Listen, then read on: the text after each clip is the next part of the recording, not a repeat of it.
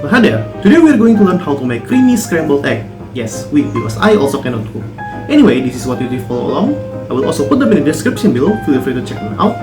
And with that being said, let's give it a try. We begin by cracking 3 whole eggs. There are different ways to crack eggs, but I was taught to use the back of the spoon, so I can see how big the cracks are. After that, give a generous amount of butter, and that's all the preparations that we need. Put the cold saucepan on the stove and heat it up using medium heat.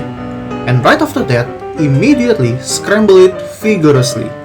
Keep your hands moving until it turns into this smooth liquidy egg. After almost 1 minute, take it off the heat but keep stirring for about 20 to 30 seconds. Take it back to the stovetop and stir it again. At this point, the egg might start to curdle. This is good. That means we are almost halfway through. Take the egg off the heat and don't stop your hand.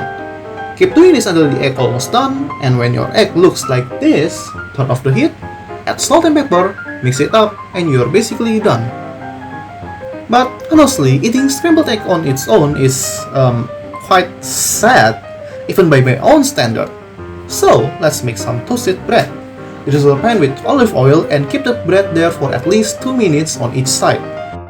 Also, I watched Gordon Ramsay's video about scrambled egg and he seared some tomatoes to go with his scrambled egg.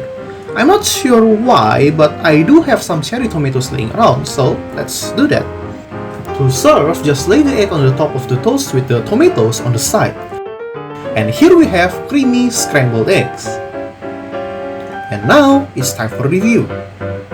This recipe only needs 3 whole eggs and a big spoonful of butter. 3 whole eggs are probably a bit too much, so the next time I cook this, I'll just use 2 eggs instead. This recipe is very easy to cook, unless you're suffering from arthritis because you pushed 500 grams worth of butternut squash through a mesh strainer. Click this video right here if you want to see me suffer. So yeah, very easy recipe. For the dishes, there are only 1 pot and a rubber spatula to wash. Well, this is a very simple dish, so not having much wash is to be expected. Just scrub the pot with some hot water and you're good to go. And finally, for the taste. I really love the creaminess of this dish, but after the 3rd bite or so, the fattiness feels really sickening. And that makes me understand the purpose of the seared cherry tomatoes. The sweetness and the acidity helps break the fattiness away so I can finish the rest of the plate.